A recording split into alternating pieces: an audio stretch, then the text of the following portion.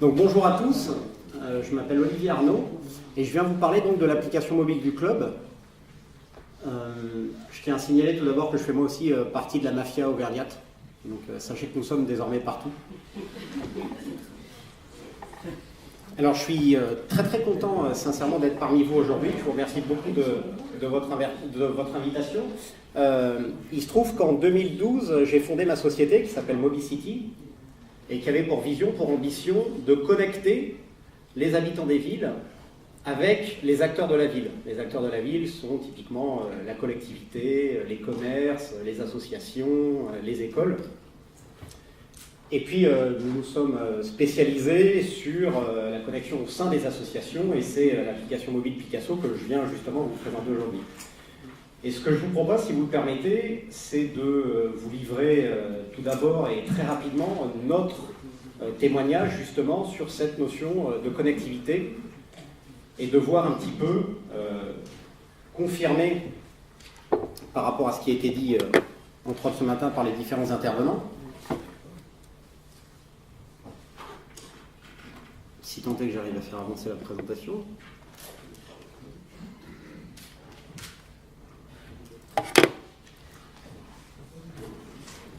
Les joies de l'improvisation.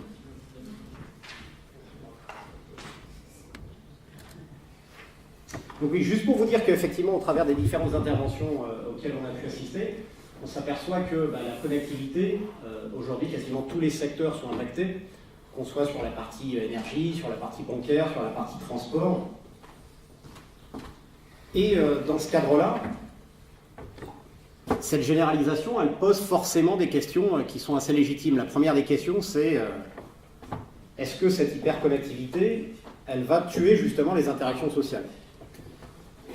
Aujourd'hui, très clairement, ce qui vous a été présenté, c'est que dès lors que la connectivité, elle est pensée non pas comme un substitut, mais comme un complément justement aux interactions sociales, a priori, c'est un risque qui peut être assez facilement évité. Typiquement, ce qui vous a été présenté sur l'axe médical ce matin, l'idée n'est surtout pas que les objets connectés remplacent le médecin, mais au contraire qu'elles affranchissent le médecin d'un certain nombre de tâches qui n'ont pas une réelle valeur ajoutée pour que le médecin puisse justement se consacrer à ce qu'il y en a. La deuxième question, c'est est-ce que c'est vraiment utile ? Est-ce qu'on n'est pas dans le domaine du gadget ? Alors la seule réponse valide à ça, bien entendu, c'est quel est l'usage qui est perçu par les utilisateurs de tous ces objets connectés. Et typiquement, la fréquence de l'usage qui est faite de l'objet est quelque chose qui est une réponse très très importante quant à la valeur.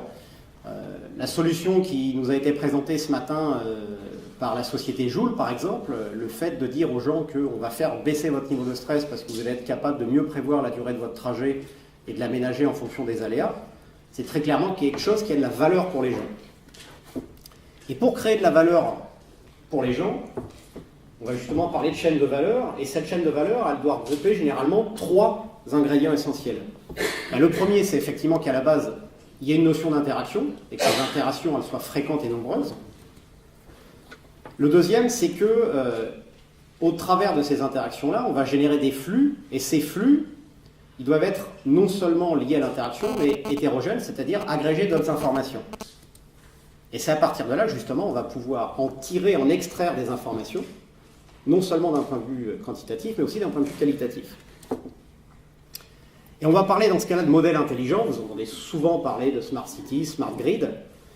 Si le modèle va pouvoir présenter 2 capacités particulières. La première, c'est la notion d'anticipation.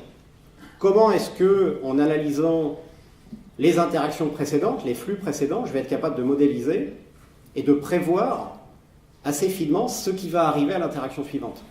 Typiquement, sur le monde des transports, c'est être capable de prévoir les pics de charge. Même façon dans l'énergie. Et la deuxième dimension qu'on va pouvoir qualifier d'intelligente, c'est d'éviter le gaspillage.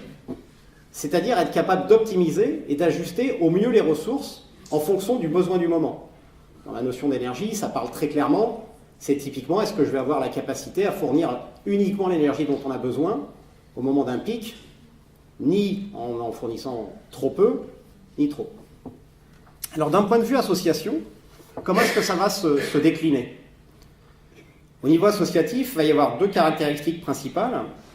L'idée, ça va être pour cette partie anticipation, de dynamiser justement les échanges, les interactions, de telle façon à avoir la capacité à prévenir les gens, à les alerter, à leur permettre d'échanger entre eux et à leur permettre de s'organiser entre eux, au travers des notions d'événements. Et puis la notion de gaspillage, je pense qu'on vit tout ça dans nos associations, dans nos clubs.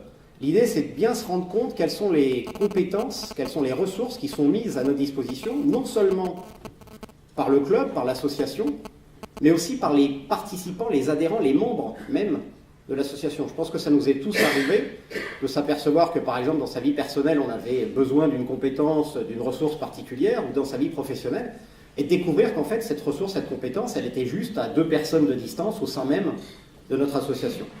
Alors, la façon dont ça va se présenter, c'est que chacun va avoir la capacité à créer un profil, et le but de ce profil-là,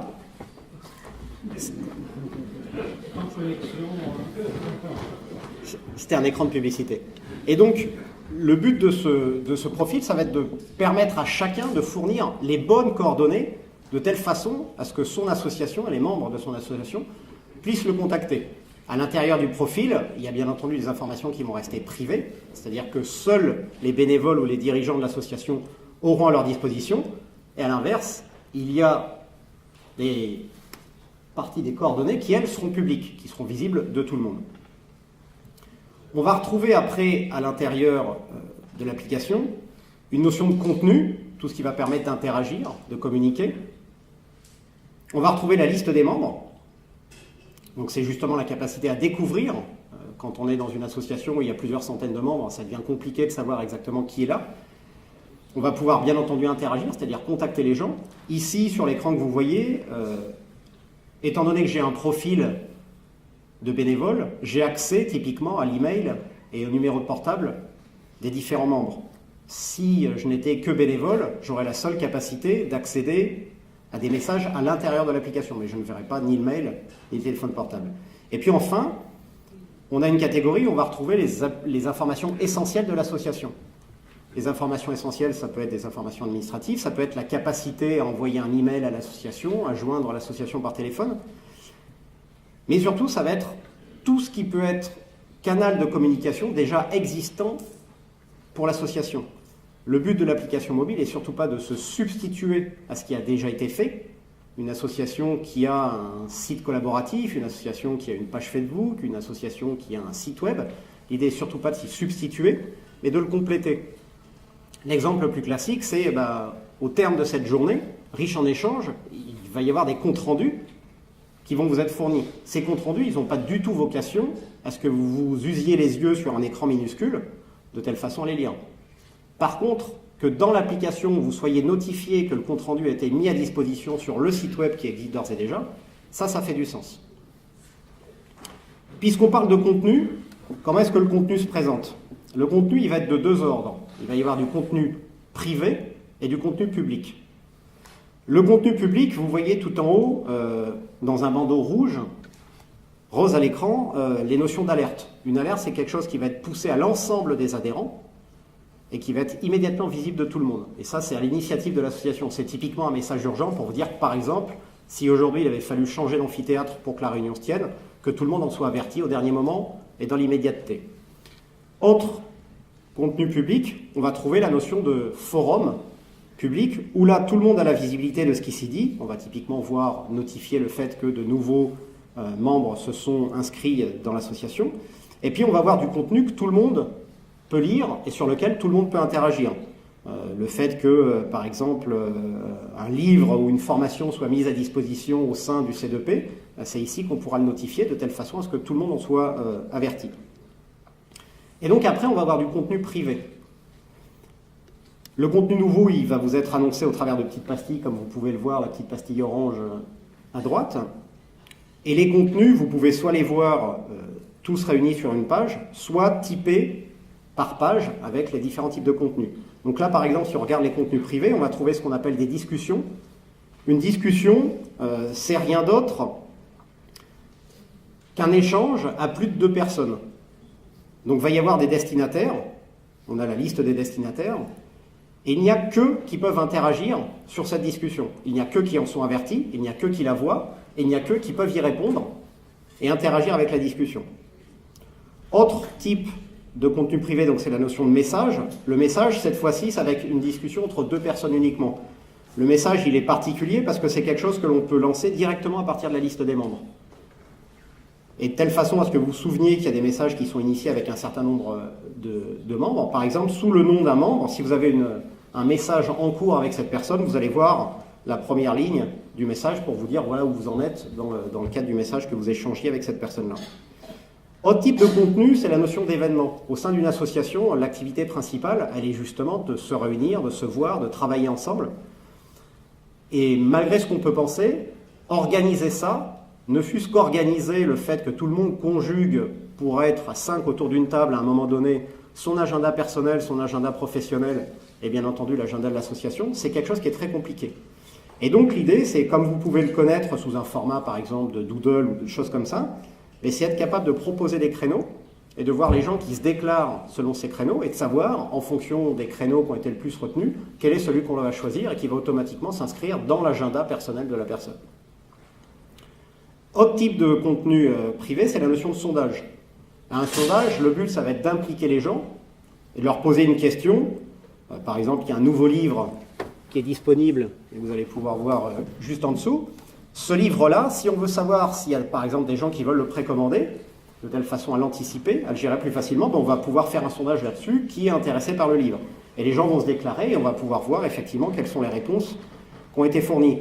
Mais dans le cadre d'un événement comme aujourd'hui, ça peut être aussi de l'animation, typiquement des quiz, des choses comme ça, par rapport à une intervention qui a été faite ce matin. Est-ce que vous savez si la solution de Joule est disponible dans telle ou telle ville ? Au-dessus de tout ça, il va y avoir une notion, un système de notification dont le but, en fait, va être pour chacun de décider comment est-ce que je veux être averti de l'activité qui se déroule au sein de mon association. Et donc, au travers d'une solution comme Picasso, non seulement le C2P va pouvoir dynamiser sa vie associative, mais ça va aussi permettre à chacun de choisir à quel rythme il veut vivre au sein de son association. Typiquement, on vit tout ça entre deux réunions. Pendant une réunion, il y a une activité qui est extrêmement importante. Et puis, avant la réunion suivante, cette activité elle a tendance à nettement baisser. Les gens se séparent, les gens travaillent chacun de leur côté. On est tous pris par nos vies à l'extérieur de l'association. Et quand on redémarre l'activité suivante, la réunion suivante, il y a une énorme déperdition d'énergie à remettre tout le monde au même niveau pour qu'on recommence à travailler sur le sujet qu'on avait abandonné à la réunion précédente. L'idée d'une solution comme Picasso pour le C2P, c'est justement d'être un espèce de trait d'union qui vous permet de continuer à échanger, de continuer à alerter les gens, de continuer à leur signifier où en sont les travaux, comment ils ont évolué, comment ils doivent se préparer, qu'est-ce qu'il y a à préparer pour la réunion suivante, de telle façon à ce que chacun choisisse à quel rythme il veut vivre son association et en quelque sorte, chacun choisisse comment au mieux piloter son propre processus. J'en ai terminé, je vous remercie. S'il y a des questions, c'est avec grand plaisir.